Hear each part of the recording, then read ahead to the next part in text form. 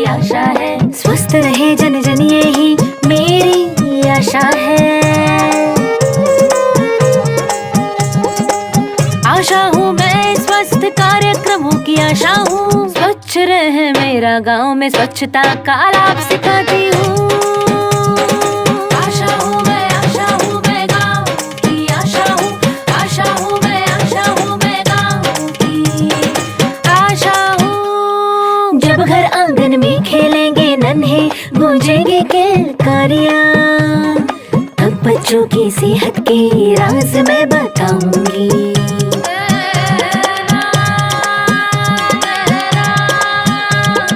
आशा हूँ मैं स्वास्थ्य प्रेरक आशा हूँ। स्वास्थ्य प्रेरक आशा हूँ मैं, स्वास्थ्य प्रेरक आशा हूँ। स्वस्थ रहे जन जन यही मेरी आशा है। बीमार पड़े जो कोई तो उपचार की राह दिखलाती हूँ। मैं गाँव की बहू हूँ पर गाँव की बेटी अब कहलाती हूँ। सशक्त हूँ, आत्मनिर्भर हूँ, मैं आशा हूँ।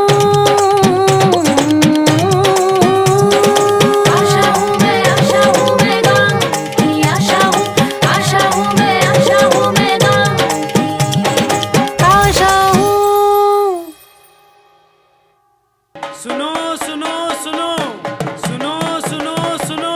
अरे भाई साहब, ये किसकी मुनादी हो रही है? क्यों गौरी, तुम नहीं जानती? शंभू काका आशा की भर्ती के लिए मुनादी कर रहे हैं। सुनो सुनो सुनो, सरकार द्वारा 1000 की जनसंख्या पर एक सामाजिक स्वास्थ्य कार्यकर्ता का चयन किया जाएगा। ऐसी महिला जिसकी उम्र 21 से 45 वर्ष हो, जो कम से कम 10वीं पास हो, गांव की निवासी हो, जिसमें समाज सेवा का भाव हो, जो समुदाय के लोगों की मदद करने व उन्हें स्वास्थ्य सेवाएं प्रदान करने की इच्छुक हो। जो भी गांव की बहू ये सभी योग्यता रखती है, वो इस पद के लिए आवेदन कर सकती है और आशा सहयोगिनी को उनके द्वारा किए गए प्रत्येक काम के लिए एक निश्चित प्रेरक राशि दी जाएगी। सुनो सुनो सुनो। ये बताइए भाई साहब, ये आशा कौन होती है? अरे तू नहीं जानती? आशा अपने समुदाय द्वारा चुनी गई और उसी समुदाय में रहने वाली एक महिला होती है, जो अपने समुदाय के लिए एक संसाधन का कार्य करती है। भाई साहब, मैं 10वीं पास हूँ, क्या मैं आशा के लिए आवेदन कर सकती हूँ? हाँ बिल्कुल गौरी बहू, तुम आशा के पद के योग्य हो और अपना आवेदन 2 तारीख को होने वाली ग्राम सभा में सीधे ही दे सकती हो। अरे बाई जी घर चलिए, वरना घर जाने के लिए देर हो जाएगी। हाँ चलो बाई जी चलो, वरना देर हो जाएगी। चलो चलो चलो। ये ठीक रहेगा, मैं यही करूँगी। अगर मैं आशा बन जाऊं तो मेरा समाज सेवा करने का सपना और मेरी आमदनी का रास्ता भी बन जाएगा, जिससे कि मैं अपने घर को ठीक तरह से चला सकूंगी। हाँ, यही ठीक रहेगा। मैं जरूर आशा सहयोगिनी बनूंगी। मैं सीधा ग्राम सभा में जाकर आशा सहयोगिनी के पद के लिए अपना आवेदन पत्र जमा करा दूंगी। सभी उम्मीदवारों के आवेदनों की जांच करने के बाद हम इस निष्कर्ष पर पहुंचे हैं कि गौरी सभी उम्मीदवारों से अधिक पढ़ी लिखी है और एक सेवाभावी महिला है। अतः सभी सदस्यों ने मिलकर गौरी बहू को आशा सहयोगिनी के रूप में चयनित करने का निर्णय लिया है। मैं आप सभी का धन्यवाद करती हूँ कि आपने मुझे आशा सहयोगिनी के पद के योग्य समझा। अरे नहीं गौरी बहू, इसमें धन्यवाद की कोई जरूरत नहीं है। धन्यवाद तो हमें तुम्हारा करना चाहिए, जो तुम ये जिम्मा उठा रही हो। जी, मैं आपके विश्वास को कभी नहीं टूटने दूंगी।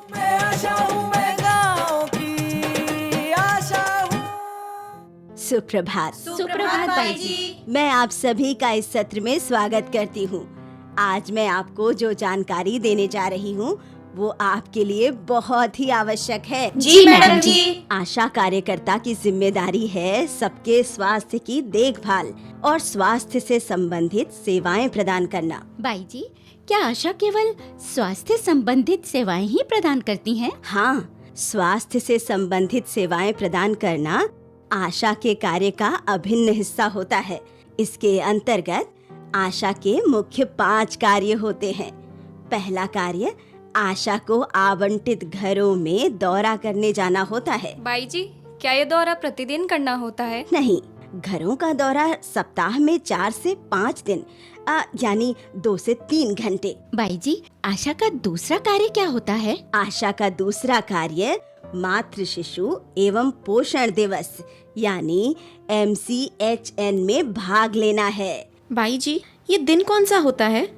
माह में 1 दिन, जब ANM रोग प्रतिरोधक टीके लगाने या अन्य सेवाएं प्रदान करने के लिए गांव में आती हैं, तो आशा का काम होता है कि वो उन लोगों को वहां आने के लिए प्रोत्साहित करे जो आंगनबाड़ी या ANM की सेवाएं प्राप्त करना चाहते हों या जिनके लिए ये सेवा आवश्यक हो। मैडम जी, आशा का तीसरा कार्य कौन सा होता है? आशा का तीसरा कार्य स्वास्थ्य केंद्र में जाना होता है। आशा को अक्सर गर्भवती महिला या किसी अन्य पड़ोसी महिला द्वारा उसके साथ चलने का अनुरोध करने पर उसके साथ स्वास्थ्य केंद्र जाना होगा। क्या हमें केवल रोगियों को या जरूरतमंद लोगों को ले जाने के लिए ही स्वास्थ्य केंद्र जाना होगा? नहीं, केवल इसी कार्य के लिए नहीं, बल्कि आशा को किसी प्रशिक्षण कार्यक्रम या किसी समीक्षा बैठक में भाग लेने के लिए भी स्वास्थ्य केंद्र जाना पड़ सकता है। बाई जी, माह में कितनी बार स्वास्थ्य केंद्र जाना होगा? उसे कई बार भी जाना पड़ सकता है। वो किस लिए बाई जी? स्वास्थ्य के बारे में जागरूकता बढ़ाने और स्वास्थ्य एवं स्वच्छता कार्यक्रमों की योजना बनाने के लिए महिला समितियों और ग्राम स्वास्थ्य एवं स्वच्छता समिति यानी VHSNC की ग्राम स्तरीय बैठकों का आयोजन करने के लिए। और मैडम जी, आशा का चौथा कार्य कौन सा होता है? आशा का चौथा कार्य ग्राम स्तरीय बैठकों का आयोजन करना होता है। और मैडम जी, 5वां कार्य कौन सा होता है? आशा का 5वां कार्य अपने द्वारा किए गए कार्यों का रिकॉर्ड रखना है। ये कार्य बहुत ही महत्वपूर्ण होता है। बाई जी, रिकॉर्ड रखने से क्या लाभ होगा? गौरी, रिकॉर्ड बनाने या रखने से आशा का काम अधिक व्यवस्थित होगा और काम करने में आसानी भी होगी और फिर इससे लोगों के स्वास्थ्य के लिए बेहतर योजनाएं बनाने में मदद भी तो मिलेगी। बाई जी, अब मुझे समझ आ रहा है कि आशा एक गांव के लिए कितनी महत्वपूर्ण होती है। हाँ गौरी, तो तुम सभी अच्छे से समझ गई ना कि आशा की गतिविधियाँ क्या हैं? जी मैडम जी। अब मुझे बताओ, आशा के अनिवार्य कार्य कौन कौन से हैं? हाँ निशा, तुम बोलो पहले। मैडम जी, आशा के 6 अनिवार्य कार्य हैं। पहला, माता की देखभाल। दूसरा, नवजात शिशु की घर पर देखभाल। तीसरा, शिशु की देखभाल। चौथा, पोषण। 5वां, संक्रामक रोग। और छठा, सामाजिक प्रोत्साहन। अब गौरी तुम बताओ, आशा गांव की महिलाओं को अपने शिशुओं की देखभाल के लिए क्या क्या समझाएगी?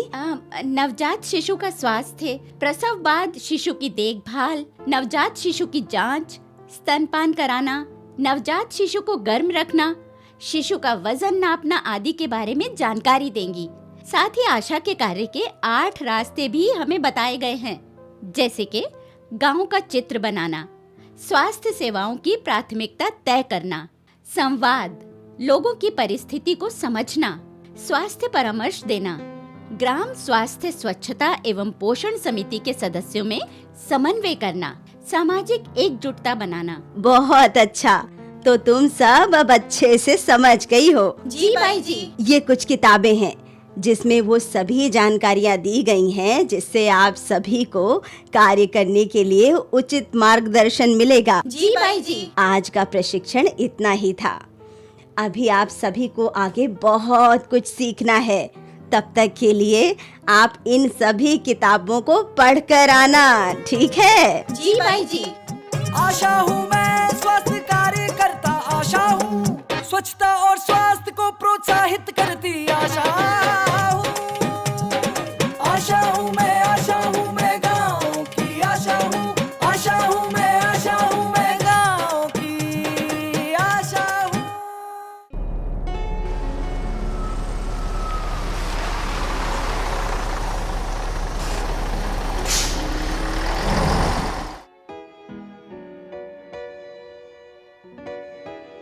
बहनों, क्या आप जानती हैं कि गर्भवती महिलाओं का खान पान कैसा होना चाहिए और उन्हें गर्भावस्था में कौन कौन सी बातों का ध्यान रखना चाहिए?